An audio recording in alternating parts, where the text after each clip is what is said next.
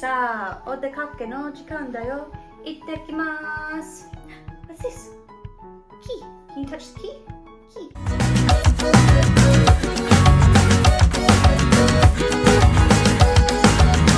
G'day mate, my name is Margie and today we are going to talk about if babies can be bilingual.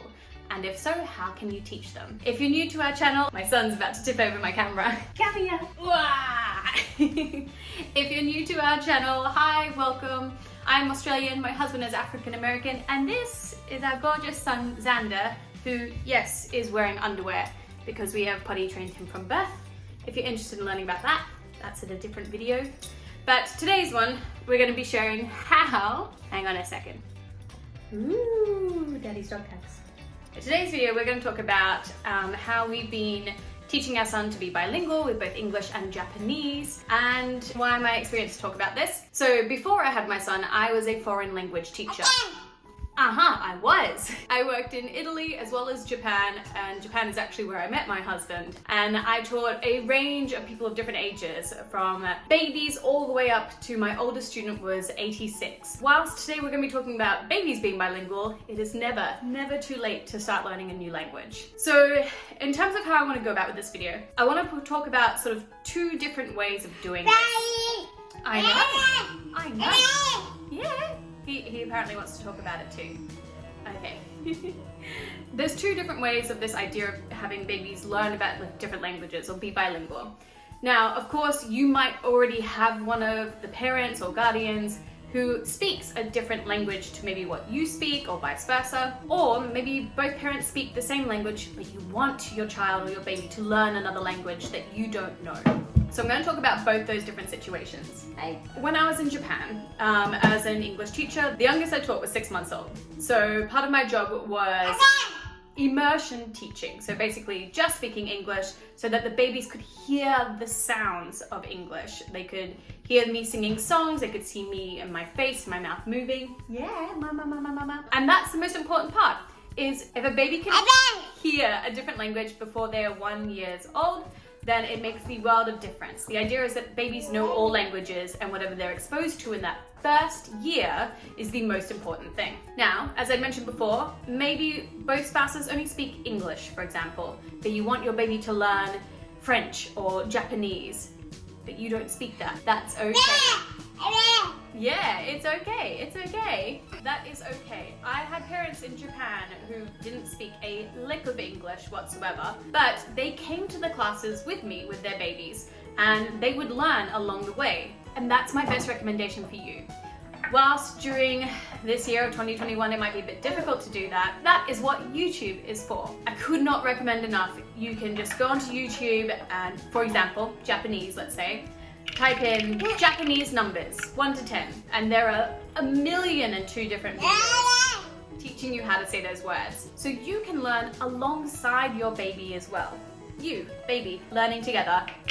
Hey! That way at least you can practice some of the sounds and your baby can start to hear some of those sounds as well. Now obviously if one of the parents or guardians does speak a different language, what's usually recommended then is that one parent speaks one language only to the baby and the other parent speaks the other language to the baby. Now I know some people might be worried, won't my baby get confused about this and not understand? Absolutely not. To babies and young children, different languages are just synonyms of the same word or the same language. So for example in English, the word happy. We have many different ways of saying happy. Happy, joyful, cheerful, jubilant. Oh, thank you. So we have many different ways of saying that same word, and to children and babies, they think this is the same thing.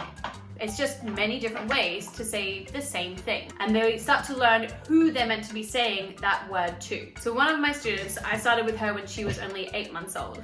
And she wasn't talking, not Japanese or English at that time, but she was just there once a week for 30 minutes with me, just to hear those sounds and practice together with her mum or her dad with her at the same time. We would sing, we would dance, I would show her a flashcard with just the image on it and saying simple words and playing games with those words that way. That's just where you can start.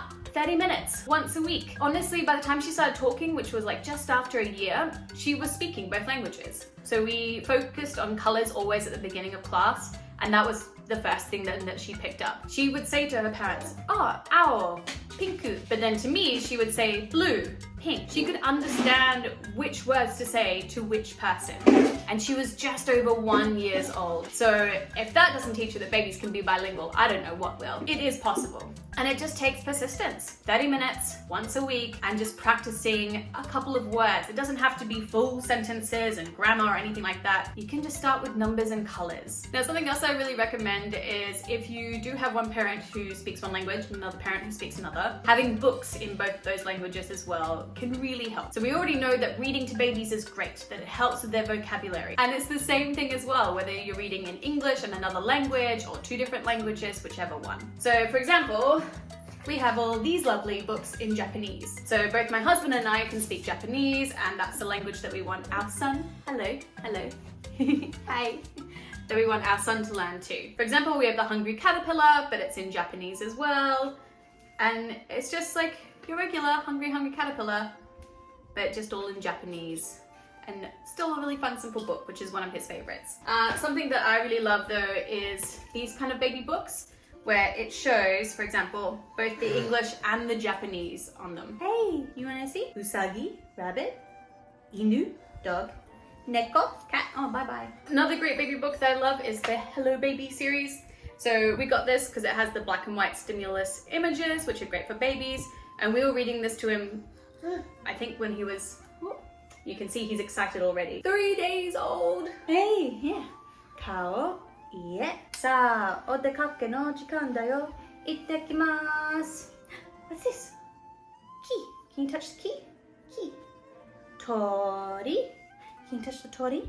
Tori. As you can see though, yeah, their attention span is really short. It's hard to keep babies' attention. So when I was a teacher, we would do max 30 seconds. So you only show a few words at a time, and then you just focus on repetition, repetition, repetition. You continuously say those words, you use those words, you get them to touch the words or touch the objects that you're saying. Making those sort of visual and physical connections is a really great way to help them learn and develop language. Now later on I want to try and do some videos where I can actually show you what I would do in like a 30-minute lesson. Hey! In terms of like with singing, dancing, games, things like that, and how to sort of teach those different words. Yeah, future video. But basically, I just wanted to say that yes, you can teach babies to be bilingual, even if you don't speak a second language. That is okay. It's all about just getting that exposure to them as much as you can in those early years. They usually have up until about the age of 6 to have that sort of like sponge effect where they just sink everything in. And that's definitely something that I noticed as a teacher, especially in both Japan and Italy. If we ever had students starting who were around that sort of between 5 to 7 year old age range, and they'd had no exposure beforehand, yeah, it took them a lot longer to sort of catch up. They got there eventually, but it wasn't as natural almost as it was for some of the other students. So overall, if you both speak different languages, great. One person speaks one language, the other person speaks the other language, and you stick with that routine with your child and they'll understand who to speak what to. If neither of you speak a second language, use YouTube. Find yourself some simple numbers, colors, letters. Also, Spotify has some great bilingual songs as well, where they say the English word and then the Spanish word or Japanese word or French word. So Spotify is also great. You can play that in the background maybe when you're playing with your child. So you've got a bit of that like external listening going on. And then if you can find some books as well. Sometimes they also have like the English translation of how to say it underneath. Amazon is great for that, local bookstores as well, depending on where you live.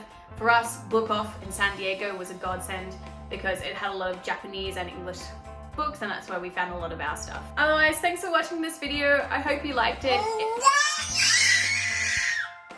That's him saying that if you're new here, make sure that you hit that subscribe button down below. And don't forget to hit the thumbs up as well. It really means a lot to us in helping our video reach as many people as possible, because that's how the YouTube algorithm works. And we really want to create more content like this and share our interracial life with you all. Bye! Can I come say bye? Can I come say bye? No, that's him saying bye.